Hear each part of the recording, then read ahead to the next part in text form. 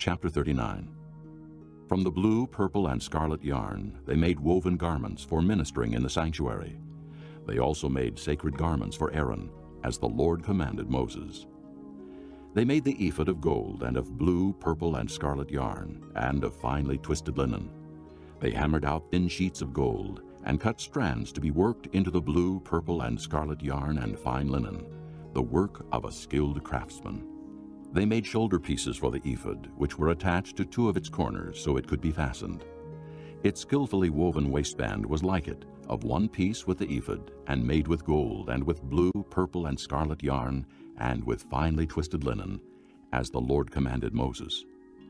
They mounted the onyx stones in gold filigree settings, and engraved them like a seal with the names of the sons of Israel. Then they fastened them on the shoulder pieces of the ephod as memorial stones for the sons of Israel, as the Lord commanded Moses. They fashioned the breastpiece, the work of a skilled craftsman. They made it like the ephod, of gold and of blue, purple, and scarlet yarn, and of finely twisted linen. It was square, a span long and a span wide, and folded double. Then they mounted 4 rows of precious stones on it. In the first row there was a ruby, a topaz, and a beryl. In the second row, a turquoise, a sapphire, and an emerald. In the third row, a jacinth, an agate, and an amethyst. In the fourth row, a chrysolite, an onyx, and a jasper. They were mounted in gold filigree settings. There were 12 stones, one for each of the names of the sons of Israel, each engraved like a seal with the name of one of the 12 tribes. For the breastpiece they made braided chains of pure gold, like a rope. They made 2 gold filigree settings and 2 gold rings, and fastened the rings to 2 of the corners of the breastpiece. They fastened the 2 gold chains to the rings at the corners of the breastpiece, and the other ends of the chains to the 2 settings, attaching them to the shoulder pieces of the ephod at the front. They made 2 gold rings and attached them to the other 2 corners of the breastpiece on the inside edge next to the ephod.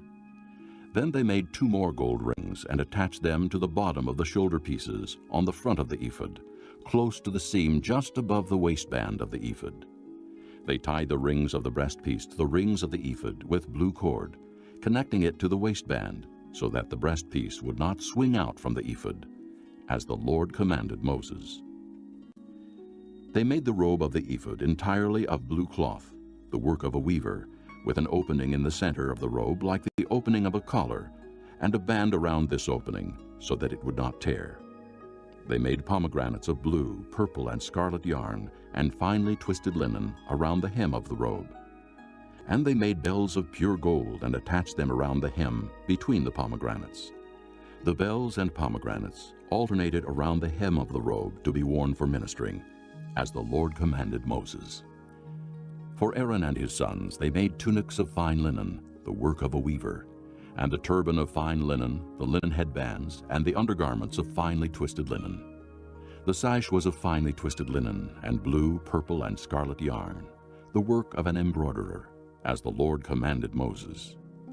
They made the plate, the sacred diadem, out of pure gold and engraved on it, like an inscription on a seal, "Holy to the Lord."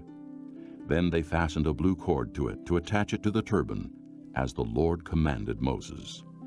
So all the work on the tabernacle, the tent of meeting, was completed. The Israelites did everything just as the Lord commanded Moses. Then they brought the tabernacle to Moses, the tent and all its furnishings, its clasps, frames, crossbars, posts, and bases, the covering of ram skins dyed red, the covering of hides of sea cows, and the shielding curtain, the ark of the testimony with its poles, and the atonement cover, the table with all its articles, and the bread of the presence, the pure gold lampstand with its row of lamps, and all its accessories, and the oil for the light, the gold altar, the anointing oil, the fragrant incense, and the curtain for the entrance to the tent, the bronze altar with its bronze grating, its poles and all its utensils, the basin with its stand, the curtains of the courtyard with its posts and bases, and the curtain for the entrance to the courtyard, the ropes and tent pegs for the courtyard, all the furnishings for the tabernacle, the tent of meeting, and the woven garments worn for ministering in the sanctuary, both the sacred garments for Aaron the priest and the garments for his sons when serving as priests. The Israelites had done all the work just as the Lord had commanded Moses. Moses inspected the work and saw that they had done it just as the Lord had commanded. So Moses blessed them.